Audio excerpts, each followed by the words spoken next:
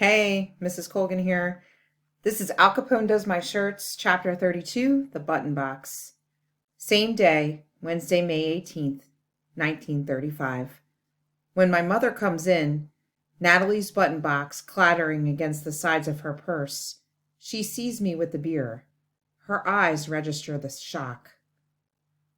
"What happened? Where's Natalie?" she asks, her voice sharp and tight in her throat. "Natalie's fine. She's asleep in her room," my father says.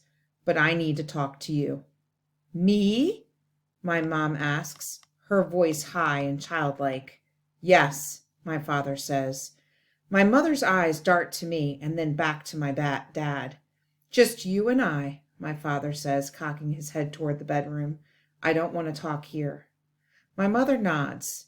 She follows my father into the bedroom. At first it's quiet in there.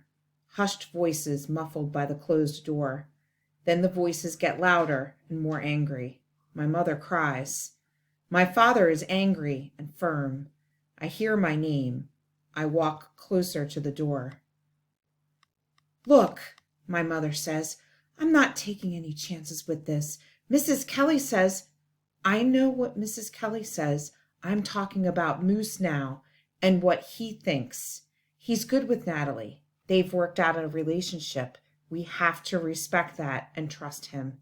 "Well, yes, but—" "You have to let him care about her his way." And then something I can't hear. "I got one child who has everything," my mom says. "Big, strapping, healthy, smart, makes people laugh, got kids coming over looking for him night and day, just like at home. Little ones, big ones, and the girls, they all like Moose. But Natalie doesn't have the whole world looking out for her. She needs me." "Moose needs you too." "Fiddlesticks, Cam. You don't think he does?" She sighs. "I suppose he does. You two never try to understand each other," my father says. "Little things become big things with you and Moose that quick." He snaps his fingers. "Couldn't you have just talked to him about the button box?" My mom is quiet for a minute. When she begins talking again, her voice is too low for me to hear. Now both of them are speaking softly. They aren't mad anymore. I think about what my dad said. I think so hard, it makes my head ache. In Natalie's room, she's still sleeping, but I feel better sitting in here with her. She's so peaceful when she sleeps, so normal.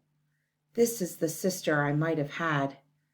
I see now the person we missed. "Natalie," I whisper, "this is your chance." I smooth out her tangled hair. "You have to get into the Esther P. Marinoff this time, okay? Mom can't handle it if you don't." And that's the end of chapter 32.